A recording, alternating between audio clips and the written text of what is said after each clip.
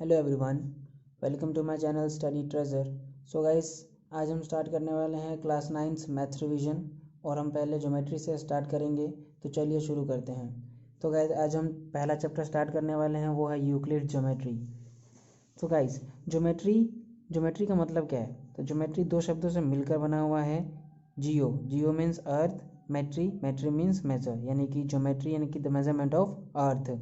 तो guys, geometry की हमें ज़रूरत क्यों पड़ी हमारे लाइफ में? What is the need of our geometry in our life? तो guys, reason for development of geometry was the early civilization faced several practical problems which required the development of geometry in various ways. यानी कि हमारे पूर्वजों को अपने life में बहुत सारे प्रैक्टिकल प्रॉब्लम्स का सामना करना पड़ा, जिसके कारण उन्होंने ज्योमेट्री की खोज की। और इसके ज्योमेट्री के खोज के लिए सबसे बड़ा जो हाथ है वो है यूक्लिड का। तो गाइज, उन्हीं पे बेस्ड हम कुछ डेफिनेशंस करने वाले हैं। तो आइए स्टार्ट करते हैं। तो सबसे पहला जो डेफिनेशन वो है, a point is that which has no part.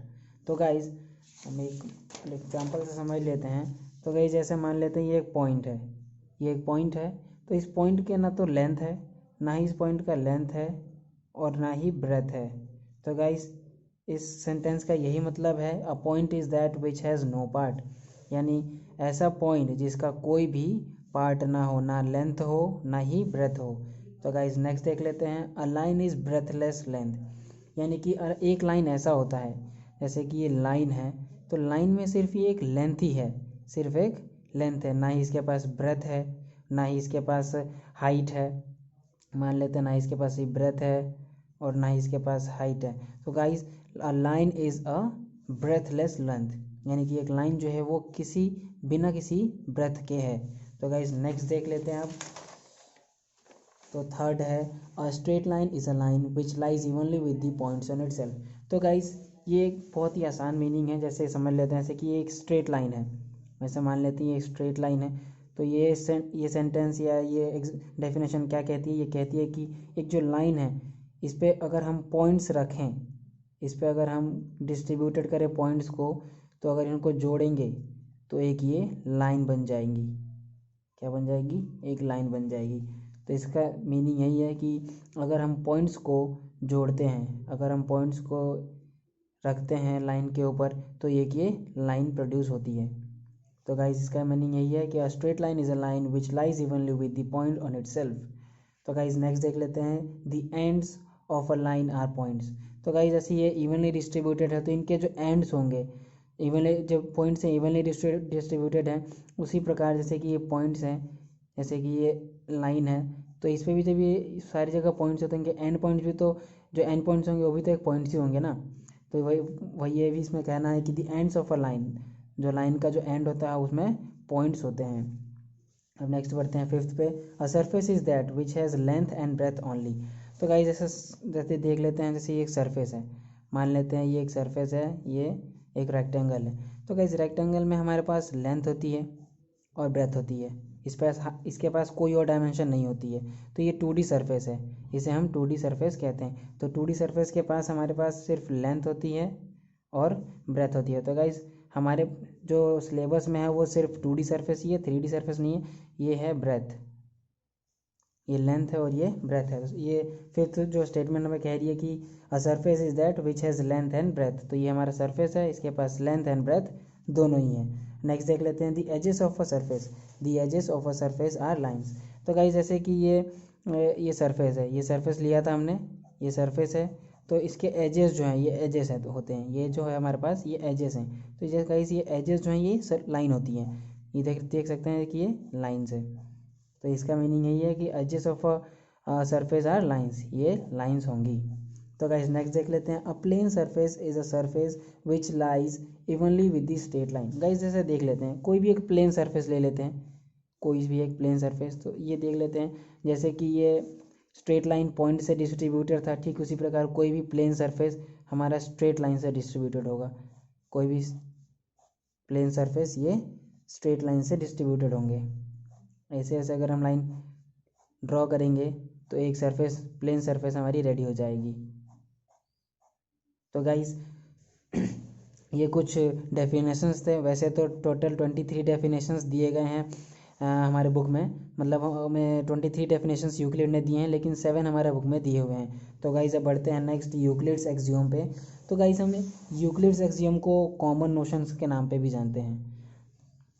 जैसे कि कॉमन नोशन का मतलब हुआ कि आम बोलचाल में, यानी कि आम रोज़मर्रा की ज़िंदगी में यूज़ होने वाली।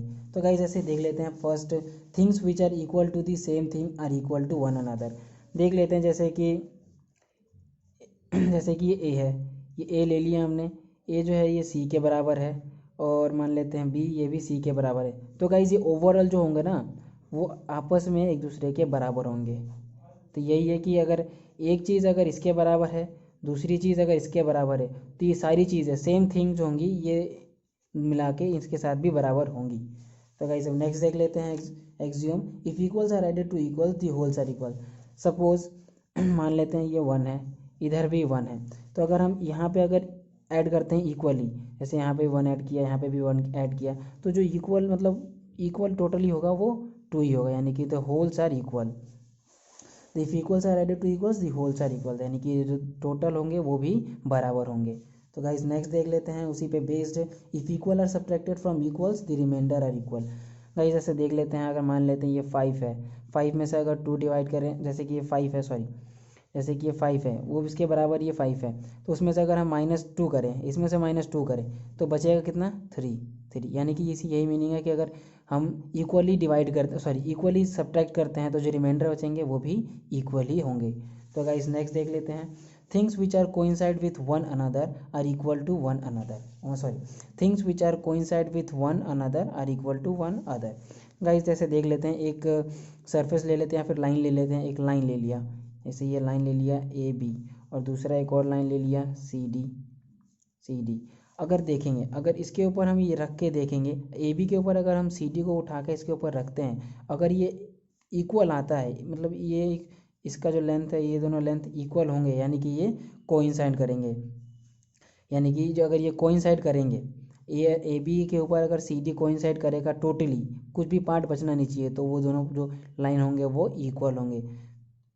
ओके गाइज, तो नेक्स्ट है the whole is greater than the part. तो गाइज ऐसे देख लेते हैं, कोई सा भी एक सर्कल देख लेते हैं। एक ये सर्कल है, ये एक कंप्लीट सर्कल है। तो गाइज अगर हम इसके पार्ट करते हैं, हाफ ले लिया, तो जो ये हाफ होगा, ये जो हाफ होगा, तो वो तो वो तो छोटा होगा ना इससे। ये कैपिटल, ये हमारे पास कंप्लीट सर्कल है, बहुत बड़ा सर्कल है। इसका एरिया होगा पाई आर स्क्वायर, इसका होगा पाई आर स्क्वायर बाई 2, यानी कि ये हाफ हो गया। तो गाइज ये जो कंप्लीट सर्कल है ये बड़ा होगा ये स्मॉल सर्कल से। तो यही है the whole is greater than the part, यानी कि जो हिस्से होते हैं उससे जो होल होता है वो बड़ा होता है, जो बड़ा वाला हिस्सा होता है वो बड़ा होता है। तो गाइज नेक्स्ट देख लेते हैं। Things which are double of the same things are equal to one another. ऐसे गाइज देख लेते हैं, ये है दो चीज़ें हैं, जैसे मान लेते हैं ये ए है और ये बी है। अब इनमें अगर हम डबल करते हैं, अगर इनको हम डबल कर लेते हैं, जैसे मान लेते हैं 2c किया इसमें, ओ सॉरी, जैसे कि इसमें मान लेते हैं ये ए है एंड बी है। अगर इसके हम डबल उसमें वो करते हैं, जो things which are double of the same things, यानी कि सेम थिंग के अगर डबल होंगे, जैसे ये 2c है, इसके बराबर है, इसके बराबर 2c है, तो इसका मतलब ये हुआ कि सॉरी ये इक्वल नहीं है, तो इसका मतलब ये हुआ कि जो ए और बी हैं ये भी इक्वल होंगे, यानी कि ये जो वो होंगे ये टोटली बराबर होंगे।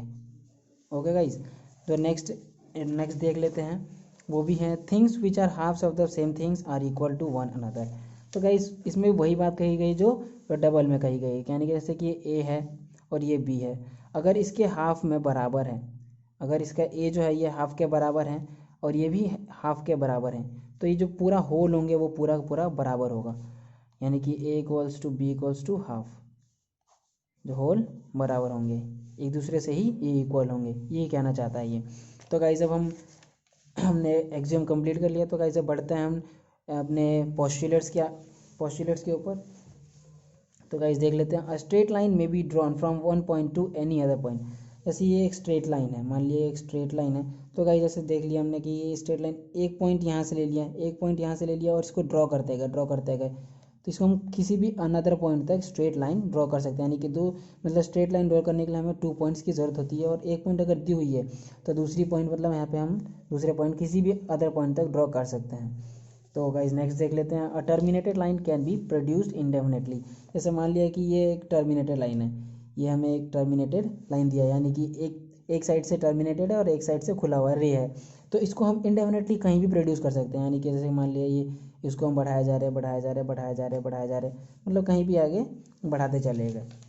ओके गाइस, नेक्स्ट है a circle can be drawn with any centre and any radius. तो गाइस जैसे कि हम सर्कल ड्रॉ करते हैं, जैसे एक सर्कल ड्रॉ कर रहे हैं हम, तो इसका इस सेंटेंस का मतलब क्या है कि कोई भी रेडियस हो, कोई भी रेडियस हो या फिर कोई भी सेंटर हो, इससे हम सर्कल ड्रॉ कर सकते हैं। ओके गाइस, ये है, ये सेंटर है और ये रेडियस है, तो इस सेंटर से हम ये भी सर्कल ड्रॉ कर सकते हैं, चाहे रेडियस कोई भी कुछ भी हो, या फिर ये रेडियस हो, इस रेडियस से भी हम कोई भी ड्रॉ कर सकते हैं, यानी कि ये पॉइंट हो तब भी हम ये ड्रॉ कर सकते हैं, अगर ये रेडियस हो तब भी हम ड्रॉ कर सकते हैं। ओके गाइस, मैं बढ़ते हैं नेक्स्ट।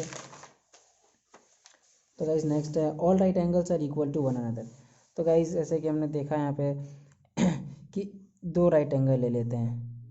ओके गाइस, ये एक बिग राइट एंगल है और ये एक स्मॉल राइट एंगल है, तो ये जो होंगे एक दूसरे के बराबर होंगे, ये नहीं कि कॉन्ग्रुएंट होंगे, ये दूसरे के बराबर होंगे। ओके गाइस, मतलब ये प्रोपोर्शनल वाइज नहीं होंगे, जैसे कि ये साइड बड़ा हो सकता है, इस साइड बड़ा हो सकता है, लेकिन मतलब ये है कि दोनों राइट एंगल ही हैं, ये दोनों राइट एंगल है, तो राइट एंगल वाइज ये दोनों एक दूसरे के बराबर हैं। ओके गाइस, तो बढ़ जाते हैं next. If a straight line following on two straight lines makes the interior angles on the same side of its taken together less than two right angles, then the two straight lines if produced indefinitely meet on that side on which the sum of the angles is less than two right angles। तो guys देख लेते हैं, जैसे कि ये sentence कह रहा है कि ये दो राइट एंगल ले लिया, ओ सॉरी दो स्ट्रेट लाइन ले लिए, दो स्ट्रेट लाइन ऐसे हैं और इस पर एक लाइन फॉल करती है। ओके गाइस, तो इस पर एक लाइन फॉल करती है, तो जो इंटीरियर एंगल इसके लेफ्ट साइड में बन रहे हैं, जो इंटीरियर एंगल लेफ्ट साइड में बन रहे हैं, अगर इनका सम 180 डिग्री, यानी टू राइट एंगल्स है, टू राइट एंगल्स का सम होता है 180 डिग्री, तो अगर 180 डिग्री से कम हुए, तो गाइस अगर ये हम ये वाले जो लेफ्ट साइड के जो राइट मतलब लेफ्ट साइड के जो स्ट्रेट लाइन होंगे, ये अगर हम इसको प्रोड्यूस करेंगे आगे, अगर हम इसे आगे प्रोड्यूस करेंगे तो ये जाके एक पॉइंट पे मिल जाएंगे। तो गाइस ये स्टेटमेंट यही कहता है कि अगर दो स्ट्रेट लाइंस हैं, ओके, और आपस में एक दूसरे के पैरेलल नहीं है वो, और वो एक लाइन फॉल करती है उसके ऊपर, तो जो इंटीरियर एंगल्स बनते हैं लेफ़्ट साइड में, या फिर लेफ़्ट साइड में जो इंटीरियर एंगल बनते हैं, तो उनका जो अगर सम 180 डिग्री से कम हुआ, तो जो लेफ़्ट साइड से ही अगर उसी साइड से जिस साइड में ये इंटीरियर एंगल बन रहे हैं उसी साइड से जो अगर लाइन प्रोड्यूस करते हैं, तो ये आगे एक पॉइंट पे मिलते हैं।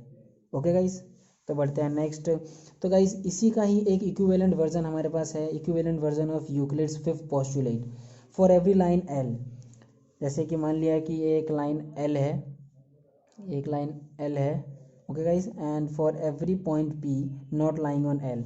तो मान लिया कि ये पॉइंट पी है, ओके गाइस, ये एक पॉइंट पी है जो हमारे पास है और ये लाइन एल है, तो ये कहता है कि for every line L and for every point P not lying on L there exist a unique line M passing through the point and parallel to L. यानी कि इस लाइन से इस पॉइंट से एक लाइन पास करेगी जो कि इसके पैरेलल होगी, एल के पैरेलल होगी, मतलब कुछ भी नाम दे दो, इसे एम दे दो, तो इसके पैरेलल होगी।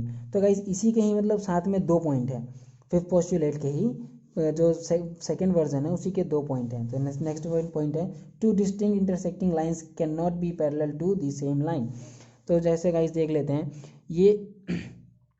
ये यहाँ पे पैरेलल है इसके, L is parallel to M, ठीक है गाइस। तो अगर हम ये इंटरसेक्ट करते हैं, दो लाइनें इंटरसेक्ट करते हैं, तो गाइस ये एक दूसरे के पैरेलल नहीं है, ना ये इसके पैरेलल है, ना ये इसके पैरेलल है, और ना इसके पैरेलल है, और ना ये इसके पैरेलल है। तो इसका यही मतलब है two distinct intersecting lines can not be parallel to the same line. Okay guys, तो नेक्स्ट बढ़ते हैं, एक और है given two distinct points there is a unique line that passes through them. तो गाइस इसका मीनिंग ये है कि जैसे टू डिस्टिंक्ट पॉइंट दे दिया हमें, जैसे मान लेते हैं कि दो पॉइंट दे दिया, ये दो पॉइंट दे दिया, ठीक है गाइस, तो दो पॉइंट दे दिया, तो यहाँ पे एक ही यूनिक लाइन होगा जो इस दो पॉइंट से एक स्ट्रेट लाइन बनाएंगे। तो गाइस देख लेते हैं, या फिर इसको पास करेंगे।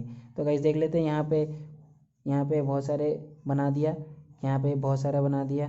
तो गाइस ये देखिए, ये जो है एक यूनिक लाइन है जो इन दोनों पॉइंट्स को पास करेगी।